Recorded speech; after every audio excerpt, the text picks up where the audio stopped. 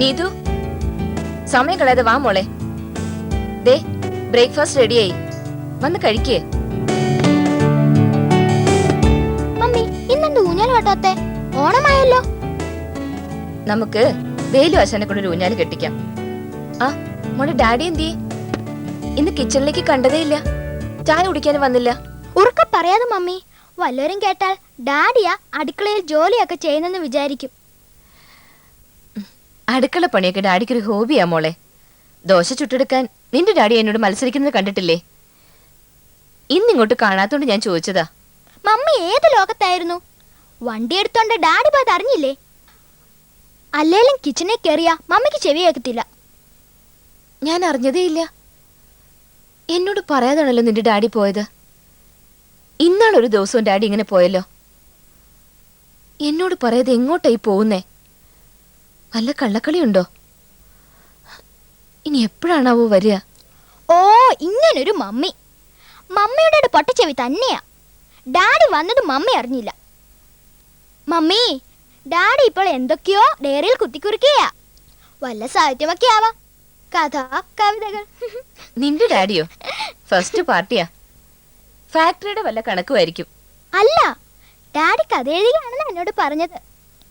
അതെ, അയാൾ കഥ എഴുതുകയാണ്. നീ അവിടെ ഇരുന്ന് കഴിക്കേ, ഞാൻ ഡാഡി എവിടെയെന്ന് നോക്കിയിട്ട് വരാം.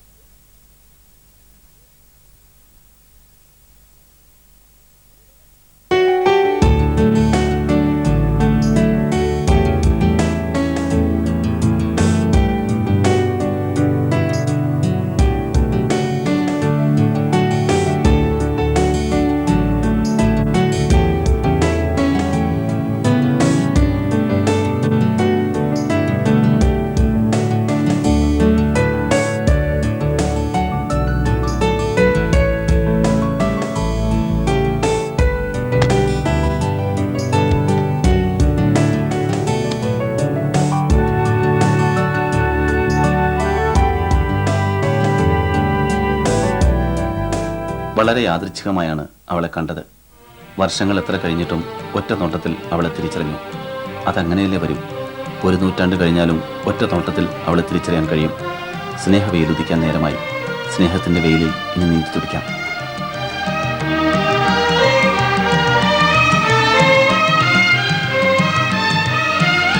എന്തുപറ്റി? മുഖത്തൊരു വല്ലായ്മ. എന്താ ഈ ഡയറിയിൽ എഴുതിയിരിക്കുന്നത്?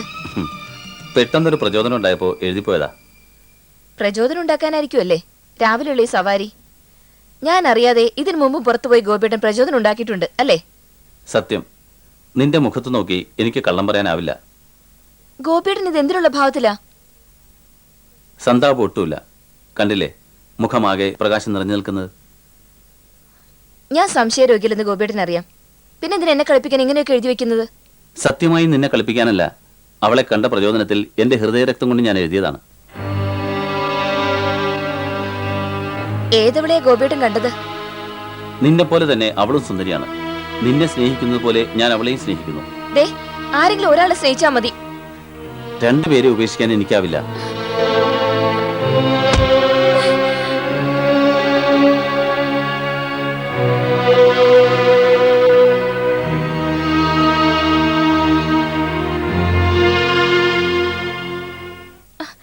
മമ്മ ഇപ്പൊ തന്നെ വേലുവാശനോട് പറയണം. പറയാം, നീ എന്നെ പിടിച്ച് വലിക്കാതെ. വേലുവാശനെ, ഇവൾക്കൊരു ഊഞ്ഞാല് കെട്ടിക്കൊടുക്കണം. ഞാനത് അങ്ങോട്ട് പറയാനിരിക്കായിരുന്നു. ഓണമായിട്ട് വീട്ടിലൊരു ഊഞ്ഞാല് വേണം. ഇന്ന് തന്നെ കെട്ടിയേക്കാം. സമാധാനായാലും നിനക്ക്? ഉം.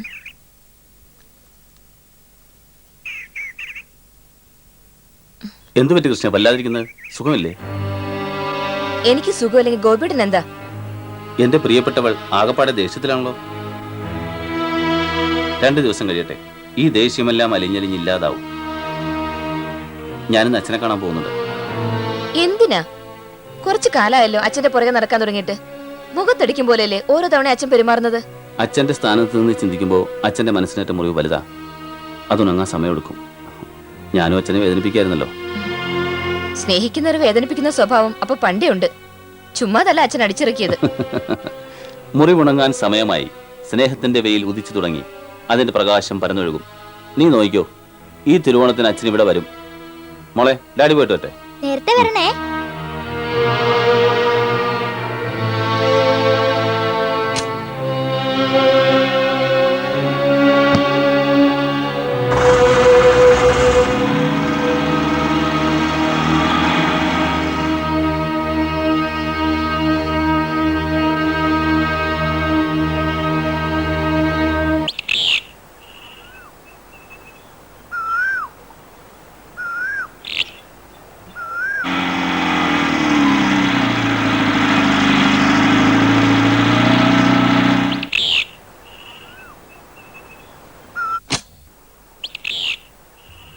ഞാൻ സാറിനെ കാത്തു നിൽക്കുകയായിരുന്നു. എന്തിനാടോ? വണ്ടിയുടെ ഡോർ തുറക്കാനോ? ഓ യേസ്, ഓക്കെ. പെട്ടെന്ന് ഇങ്ങ് പോന്നുല്ലേ? അച്ഛൻ എന്നെ കാണാൻ ആഗ്രഹിക്കുന്നു പറയുമ്പോൾ എനിക്ക് അവിടെ ഇരിപ്പുറയ്ക്കോ? ഗോപിസാറിന്റെ അച്ഛന്റെ മനമാറ്റം വിശ്വസിക്കാനാവുന്നില്ല. ഇപ്പൊ മകനെ നേരിൽ കാണാൻ അച്ഛൻ സമ്മതിച്ചിരിക്കുന്നു. സുരേഷിനറിയാവല്ലോ, എത്ര വട്ടം അച്ഛനെ കാണാൻ ഞാനിവിടെ വന്നിട്ടുണ്ട്. കൃത്യമായി അറിയാം. 5 വർഷത്തിനുള്ളിൽ 12ാമത്തേത്. ആ, ഏതായാലും ഇപ്പൊ മഞ്ഞുരുകിയല്ലോ. പ്രസാദേ, അച്ഛന്റെ ഏരിയയിലേക്ക് സാറിനെ കൊണ്ടുവയ്ക്കൂ. Thank U.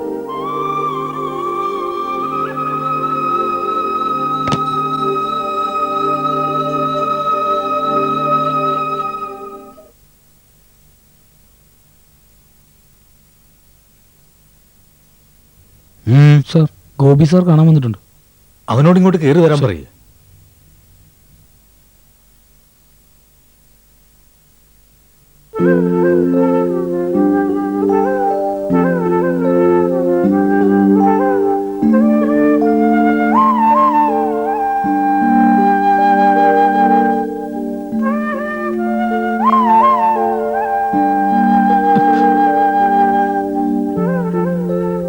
അച്ഛന്റെ മനസ്സിനെ ഞാൻ വേദനിപ്പിച്ചെങ്കിൽ മാപ്പ്. ഒന്നും മനഃപൂർവ്വമായിരുന്നില്ല. എന്റെ അനിയത്തിയെ ഞാൻ ഒരുപാട് സ്നേഹിച്ചു. നന്ദനില്ലാതെ ഒരു ജീവിതം അവൾക്കില്ല എന്ന് എനിക്ക് ഉറപ്പായതുകൊണ്ടാണ് അവനോടൊപ്പം പോകാൻ ഞാൻ അവളെ അനുവദിച്ചത്. നീ ഓമനിച്ചു വളർത്തുന്ന നിന്റെ മോള് ഇങ്ങനെ ചെയ്താൽ അന്ന് നിനക്ക് ഒരച്ഛന്റെ വേദന മനസ്സിലാകും. എനിക്കൊരിക്കലും അവളോട് ക്ഷമിക്കാനാവില്ല, ഒരിക്കലും. ഈ തിരുവോണത്തിന് എന്തായാലും ഞാൻ നിന്റെ വീട്ടിലുണ്ടാവും. ഞങ്ങളുടെ കുടുംബത്തിന് ലഭിക്കാവുന്ന ഏറ്റവും വലിയ ഓണസമ്മാനം. അച്ഛനും വിലയേറിയ ഓണസമ്മാനം ഞാൻ തരും.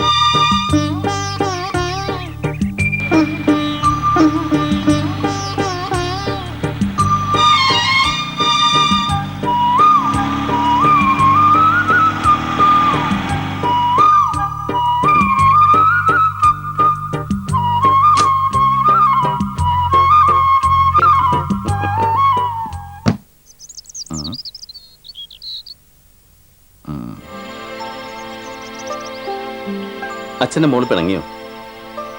ആരൊക്കെയാ കൂട്ട്? അച്ഛൻ മിണ്ടണ്ട, എന്നോട് കൂട്ടുകൊടുകയും വേണ്ട. പിണങ്ങാതല. അച്ഛൻ അത്യാവശ്യമായിട്ട് മോളുടെ അപ്പൂപ്പനെ കാണാൻ പോണായിരുന്നു. അതിരിക്കട്ടെ, അമ്മ എന്തി? അമ്മ കിടക്കുക. ഇന്ന് കുളിച്ചില്ല, കാപ്പി കുടിച്ചില്ല, ഊണും കഴിച്ചില്ല. രാവിലെ കാപ്പി തന്നേച്ച് എന്നെ കളിക്കാൻ വിട്ടിട്ട് കേറി കിടന്നതാ. ഉച്ചയ്ക്ക് ഞാൻ ചോറിനാൻ ചെന്നപ്പം അമ്മ കരയുന്നു. എന്താ പറ്റിയെന്ന് ചോദിച്ചിട്ട് മിണ്ടുന്നില്ല.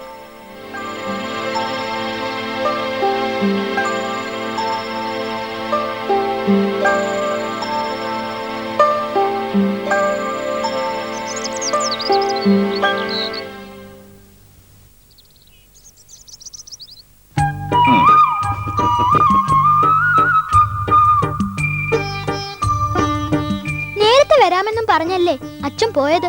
വന്ന നേരം കണ്ടില്ലേ? സമയം എത്രയെന്നാ വിചാരം? 5 മണി. ഊഞ്ഞാലി കെട്ടിത്തന്നത് ആരാണെന്നാ അച്ഛൻ ചോദിക്കാത്തത്? ആരാ?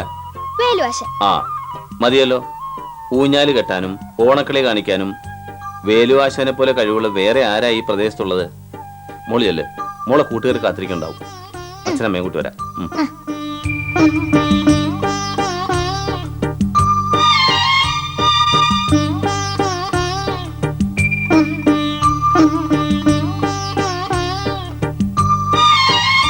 ഓണമായിട്ട് അച്ഛൻ നിനക്കൊന്നും വാൻ തന്നില്ലേ നീതു? അയ്യേ, നാളെ ഇങ്ങനെ ചോദിക്കാൻ. എന്റെ അച്ഛൻ ആരാണെന്നാ വിചാരിച്ചേ? അച്ഛന് ഞാൻ ഒറ്റ മോളാ. കഴിഞ്ഞ ആഴ്ച തന്നെ അച്ഛൻ എനിക്ക് ഓണസമ്മാനങ്ങളൊക്കെ വാങ്ങിത്തന്നു. എന്റെ അച്ഛൻ ഈ ഓണത്തിന് ഒന്നും മേടിച്ചിരില്ല. അച്ഛന്റെ കമ്പനി സമരം തുടങ്ങിയിട്ട് 2 മാസം കഴിഞ്ഞു.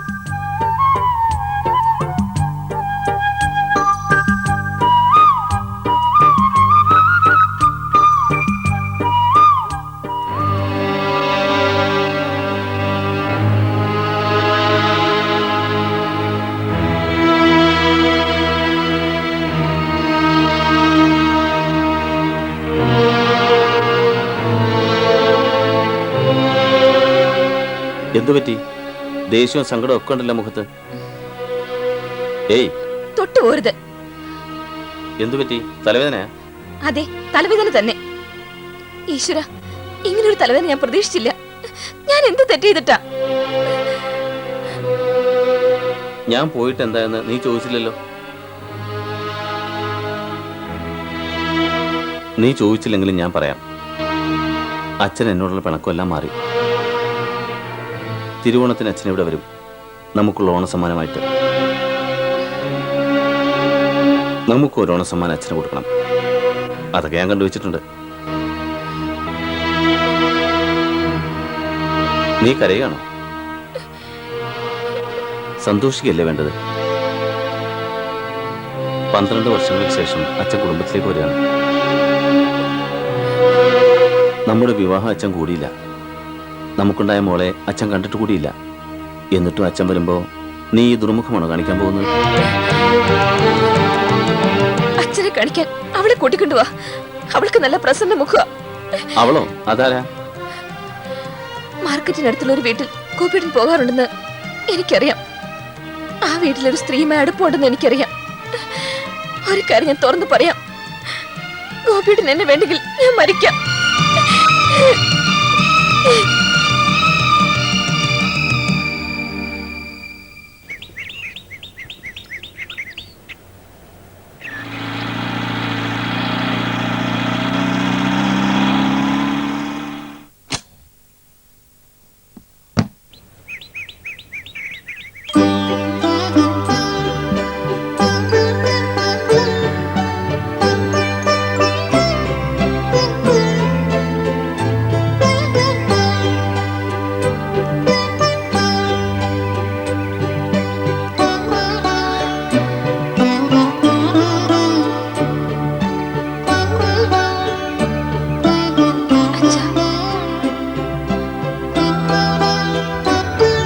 പല പ്രാവശ്യം നിങ്ങൾ എന്നെ അന്വേഷിച്ച് വന്നിട്ടുണ്ട്. മോളെയെങ്കിലും ഞാൻ കാണേണ്ടതായിരുന്നു. അവൾ എന്ത് തെറ്റാ ചെയ്തത്?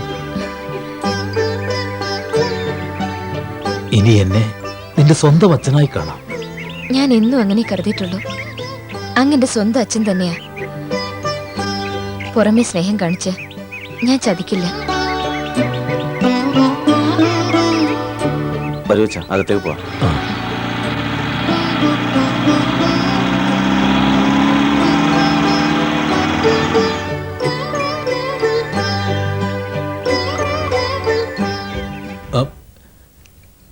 വൃദ്ധസദനത്തിലുള്ള എല്ലാവരെയും നീ എന്തിനാണ് കൊണ്ടുവന്നത്? എല്ലാവരും ഇല്ല. വൃദ്ധസദനം അച്ഛൻ തുടങ്ങിയ കാലത്ത് കൂടെ ഉണ്ടായിരുന്നവർ മാത്രം. പിന്നെ എന്തിനാ കൊണ്ടുവന്നതെന്ന് ചോദിച്ചല്ലോ. സ്നേഹത്തിന്റെ മഹത്വം എന്താണെന്ന് കാണിക്കാൻ. അവരിൽ പലരെയും മക്കൾ അടിച്ചിറക്കിയതല്ലേ. അച്ഛൻ അങ്ങനെയല്ലല്ലോ.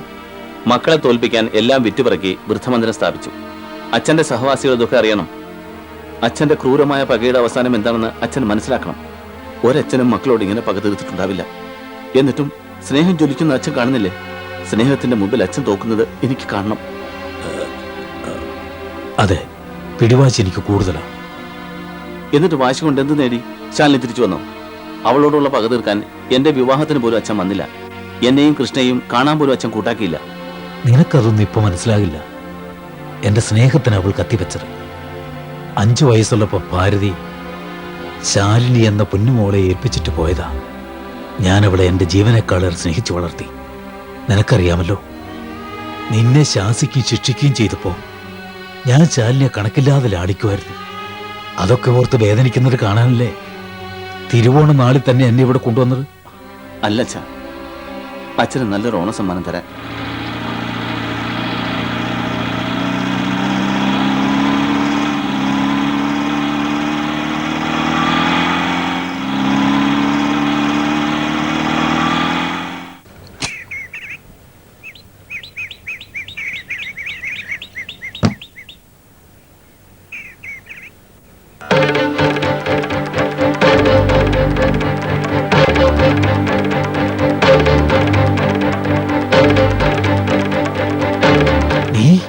അതെ, ഞാൻ നന്ദൻ. നീ ഇവിടെ? അതെ, ഞാൻ ക്ഷണിച്ചിട്ട് വന്നതാ. എന്നെ അപമാനിക്കാൻ കളവൊരുക്കിയിരിക്കല്ലേ? ഗോപിയുടെ തറവാട്ടിലെ ഒരു അടിയാന്റെ മകനായിട്ടല്ല എന്നെ കൂടി ക്ഷണിച്ചത്. വർഷങ്ങളായിട്ട് വീട്ടിൽ വരാതെ വൃദ്ധമന്ദിരത്തിൽ ഒളിച്ചു ജീവിച്ച് മകളോട് പക തീർക്കുന്ന ഒരു അച്ഛന് കൊടുക്കാൻ ഓണസമ്മാനം വേണമെന്ന് ഗോപി എന്നോട് പറഞ്ഞു. അത് കൊണ്ടുവന്നതാണ്. ഇന്നും ടൗൺ ഹാളിൽ ഓണാഘോഷമുണ്ടായിരുന്നു. ഞാൻ മുഖ്യാതിഥിയായിരുന്നു. പരിഹസിക്കുവാണോ? നീ ഇവിടെ സബ് കളക്ടറായിരുന്നു പത്രത്തിൽ നിന്ന് അറിഞ്ഞതാ. ഓണാഘോഷത്തിന് സബ് കളക്ടർ പ്രധാനിയാവുന്നത് ആന കാര്യമൊന്നുമല്ല. നീ കളക്ടറോ ചീഫ് സെക്രട്ടറി ആയാലും എന്റെ മുമ്പില് എന്റെ അടിയാനായിരുന്ന രാമന്റെ മകൻ നന്ദൻ തന്നെയാ. പ്രൗഢി മുഴുവൻ കാണിച്ചാല് ഞാനെല്ലാം മറക്കുമെന്നാണോ നീ വിചാരിച്ചത്? പ്രൗഢി കാണിക്കാനല്ല വന്നത്. സ്നേഹത്തിന്റെയും സമത്വത്തിന്റെയും വില അറിയിക്കാനാണ് വന്നത്. ഓണത്തിന്റെ സന്ദേശം അറിയിക്കാനാണ് വന്നത്. അച്ഛൻ നോക്കൂ.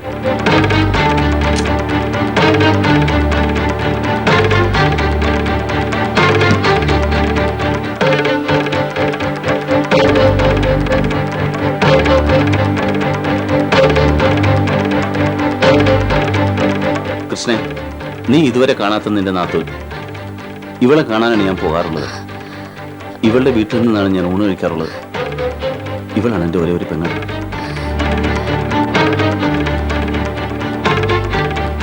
ശാലിനി അച്ഛന്റെ മകളല്ലേ? വാശി അല്പം കൂടിപ്പോയി. അതുകൊണ്ടാണ് വർഷം 10 കഴിഞ്ഞിട്ടും അച്ഛനെ കാണാൻ വരാഞ്ഞത്. അച്ഛന്റെ ഈ മകളുടെ ജീവിതത്തെക്കാൾ അച്ഛൻ വില കൊടുത്തത് അഭിമാനത്തിനായിരുന്നു. അച്ഛൻ അന്ന് എന്നെ പുറത്തുവിടാതെ മുറിയിൽ പൂട്ടിയിട്ടിരുന്നെങ്കിൽ ഞാൻ മരിക്കുമായിരുന്നു. അച്ഛൻ എന്നോട് ക്ഷമിക്കണം. ശാലിനിക്ക് അച്ഛനോട് യാതൊരു വിരോധവുമില്ല. ഉള്ളിലെ സ്നേഹം പുറത്തു കാണിക്കാൻ വാശി അനുവദിച്ചില്ലെന്ന് മാത്രം. ഗോപിയെ അപ്രതീക്ഷിതമായി കണ്ടപ്പോൾ മഞ്ഞുരി.